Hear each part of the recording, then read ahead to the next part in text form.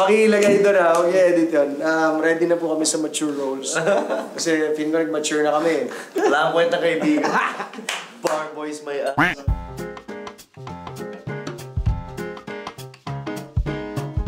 Welcome to Barkada Gulan! This is episode 1, Bar Boys after 8 years. So guys, after 8 years, magkakwentuhan kami.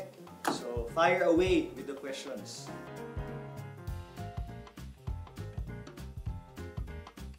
Kilala na namin yung mga sarili namin. Hindi katulad ng mga kabataan namin talagang. Mas pa-cool kami yun eh.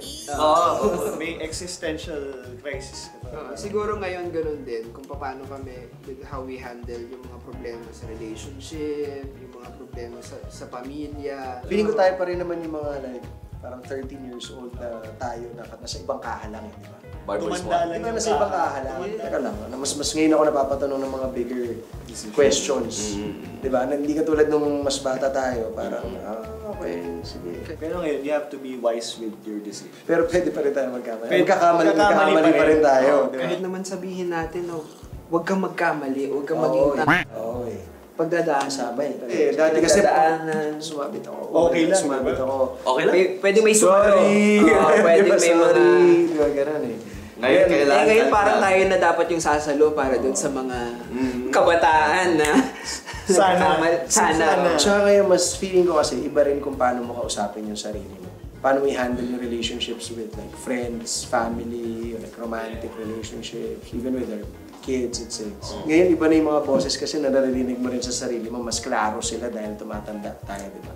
Pati yung communication towards other people, mas yung message across kapag may gusto kong iparating sa isang tao, sa karelasyon mo or sa family mo, mas malinaw na. Mas malinaw. Hindi katulad noon na puro outburst. Bitaw ka lang ng bitaw. Oo. Pero nami-miss nyo ba yung gaano kayo ka-carefree noon?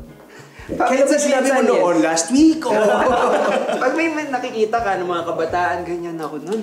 May gano'n lang, reminiscing lang. Pero para bumalik ako doon sa... nakakatakot.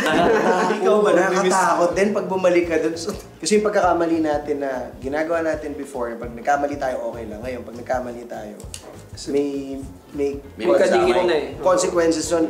Kasama na dun sa... Kasi yung mga taong umaasa na sa'yo. Sa pamilya mo, di ba? Sa mga ginagawa natin. Di ba? Dati bata lang ako. Okay lang kahit magkamali. Paano yung asawa ko? Paano yung anak ko? Pero ako niyayakap ko yung ganito, yung growth, na parang, uy, happy ako sa path ko. Yung ganito ako mag-isip. Parang one time, nagpunta ako ng bar, birthday. Check ako ng menu. So, parang isang table na to ha. Cost na to ng isang hollow block ha. Pag binili ko itong boteng to, parang pang tuition na to na anak ko. Natuto ako mamili ng kaibigan din. Kumonte. Kumonte. Kumonte, pero sulit yung mga kaibigan. Quality. Oo. Quality. Quality over Dati quantity. pa-plenty ka dati. Pa-plenty ka dati. Tropa ko yan. Pag marami kang friends, cool ka. Tropa ko yan. Tropa ko yan. Hindi ako it took a while na sabihin mo, acquaintance. Yeah. Kasi parang dati, kaibigan mo lahat eh. Saka you are who you surround yourself. Diba, nag-bar boys, tapos nag-hit.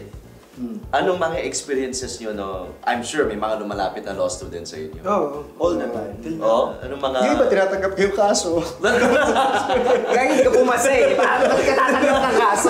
Last month, kumain kami ni Michelle sa may SM Jazz Makati. Pinapasok ko yung stroller ng aso namin. Bigla may tumatakbong binata. Sir, kayo po ba yung sa Bar Boys? Sabi ko, hindi. Kayo yun eh. Pero nakakatuwa kasi yung movie natin, parang habang tumatagal, parang mas dumadami yung nakaka-appreciate. Kumbaga lahat ng generations ng law students.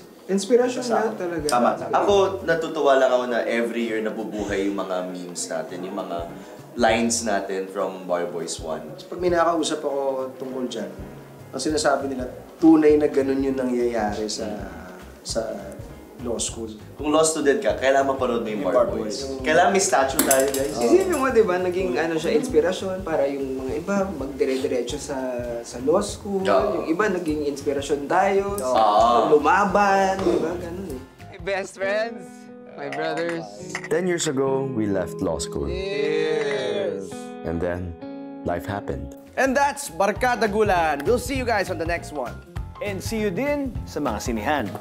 Watch Bar Boys After School at the MMFF.